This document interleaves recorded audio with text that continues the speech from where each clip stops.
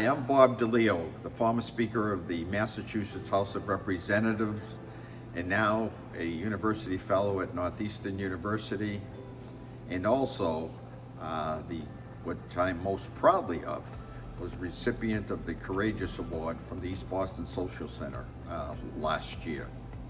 And I'm here to talk about a couple of issues.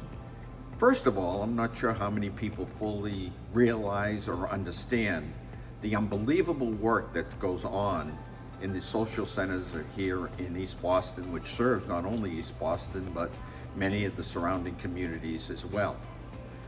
I learned, being here, that anywheres from early education and child care to teen programs to senior programs, all of that is included. That helps benefit those who attend those classes right here at the social center. Now, many of you know my interest was, as speaker, one of my major interests, I should say, was that relative to early education. And you might say, well, why early education? And I'll tell you some of the major factors that made me really become a cheerleader for early education. First of all, many of the things you probably already realize and know, but those children who have an early education are most likely to do well, whether in primary or secondary education. Their percentages are a whole lot better in terms of their success rate. In addition to that, the success rate in terms of getting into and learning in a college or university, again, are higher if you have an early education background.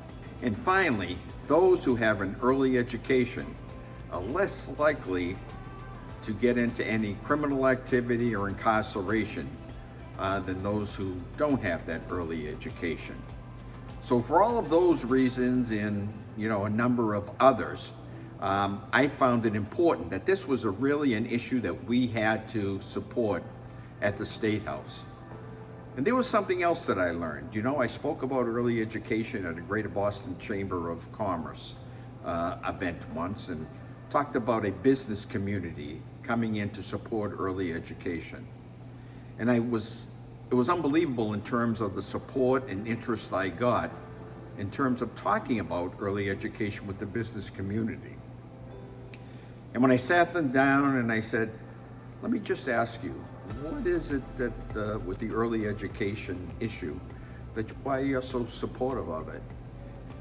And they all came out and pretty much said the same thing, is the fact that with an early education, they have found that they have a better and more educated workforce. And they feel, though, even though these children are a very young age, that someday, as they grow up and take on full-time positions, then they will not only benefit themselves, but they will benefit their employers as well.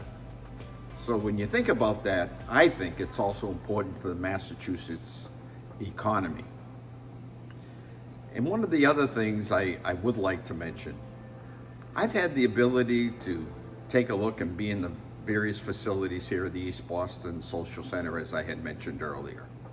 And I just want to put a shout out to Justin Pasquarello, all of his staff, the members of the board of directors, for the unbelievable job that they do in terms of really giving of themselves and working so hard to make the programs here a success.